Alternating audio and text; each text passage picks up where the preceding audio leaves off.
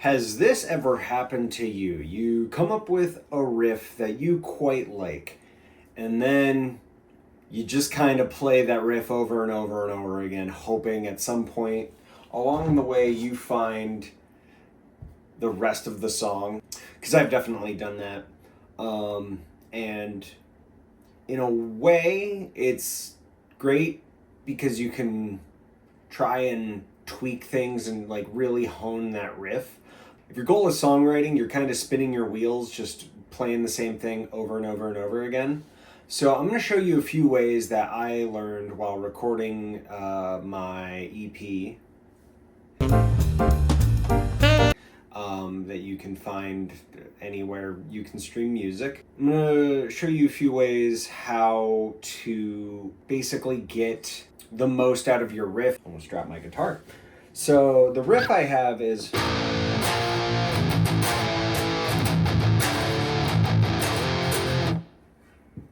pretty simple riff. It's kind of cool.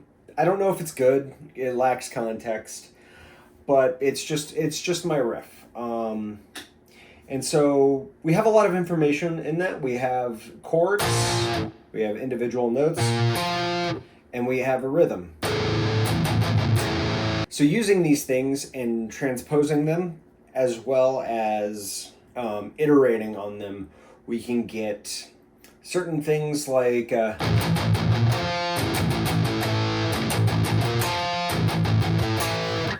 we can go from here down an octave.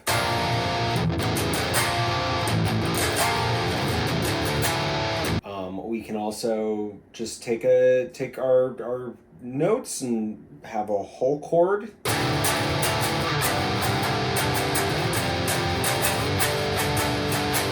Have a whole chord, and we're still in the world of arpeggiation, full chords, rhythmic chugs. Everything that's in your riff is information that you can use to take down a rabbit hole. We're going to take just these simple concepts so we can take this and elaborate it into a full demo. And get it to where it's not just a riff anymore. It's a fully fleshed out idea. So yeah, and we're gonna check to see how that sounds right about now.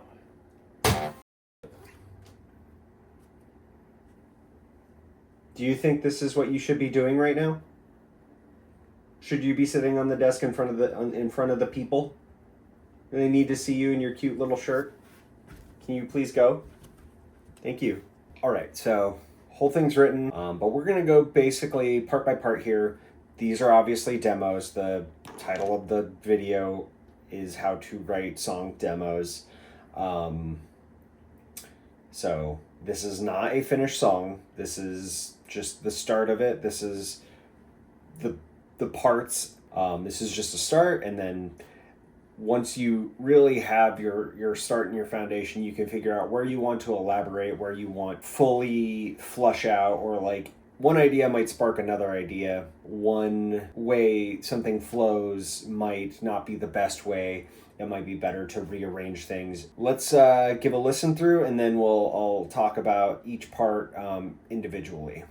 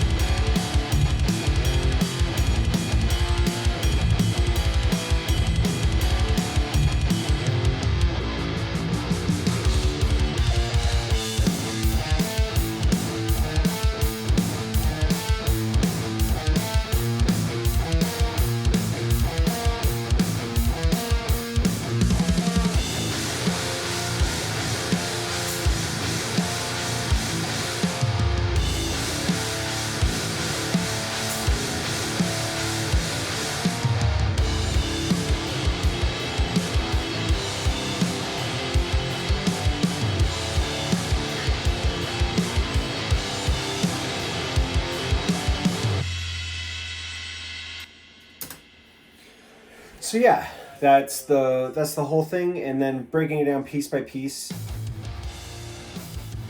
We start with this intro here that is essentially the main riff, just essentially elongated with more whole notes and not so much and not a lot of chugging, and then the drums accentuate the fact that this is kind of your intro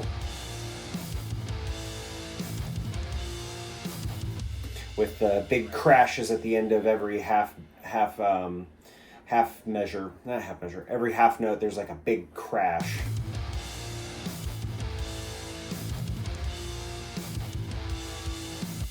To just like really set the tone, set the ambience, and then and just kind of build up tension.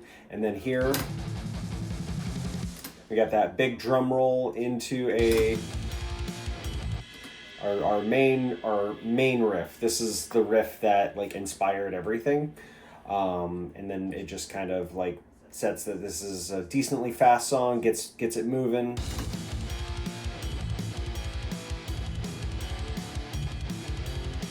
And we just repeat it twice because it gotta, repetition legitimizes.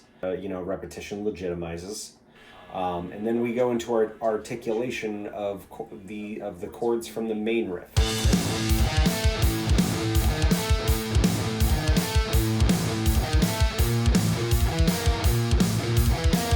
But they're inverse. They're building tension because they're raising in pitch.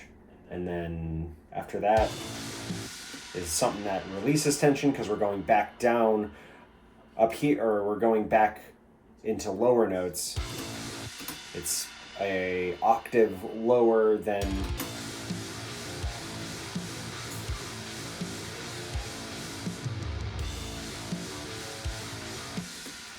so it's an octave lower, and we're going basically from that fifth to the eighth in that first part, but we're going from the higher note to the eighth fret, and then we're raising it to. We're building our tension back, like we release tension back here. We're building it back up here.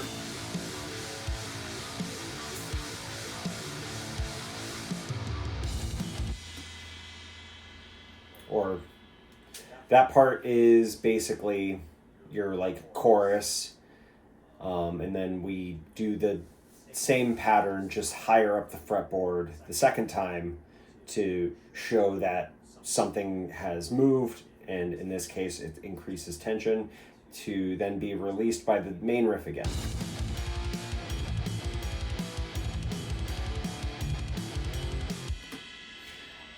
And then before we get back into the articulation to keep it fresh and interesting, there's a little build-up right here to like to break up the monotony, to add a little bit of like, oh hey, what's this? It's just a 2-bar little post chorus. You go like a post chorus, but it adds a certain something that breaks up the pacing and the monotony of the song. I think these little things are great to just include all over the place. It's like ear candy, but like if it was like a king-sized candy bar. And then we just go back into the articulation.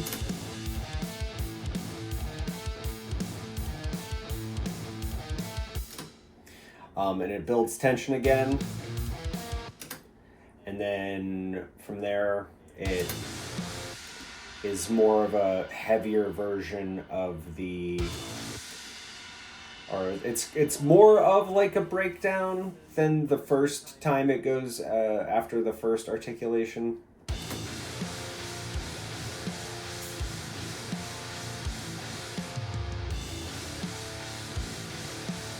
Still kind of the same notes, but at the end there,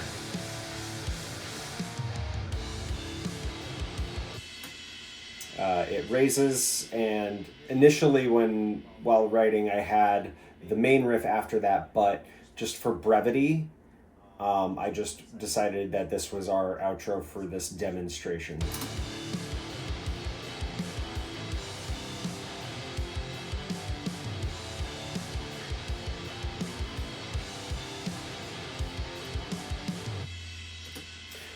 So yeah, from the one riff, this riff, we were able to stretch out and get a minute of original, non-repetitive music that can be elaborated on, that can be thoroughly flushed out. So that's one of the ways I like to go about writing when I don't have anything more than just one riff. Sometimes we're lucky enough that we can have multiple riffs that fit together that are different from each other. And those songs tend to just write themselves, which is great. But this wasn't one of the cases that happened. I think the next thing I'm going to do with this is go into flushing out the song in its entirety, taking it from this demo version to a full, like, 3-minute long instrumental piece, with like bass and other synths and stuff like that. And if that's something that you want to see, feel free to leave a comment, or ask a question, or tell me that things are great and you can't wait to see how this goes further. But yeah, anyway, thanks for watching, and I will catch you in the next video.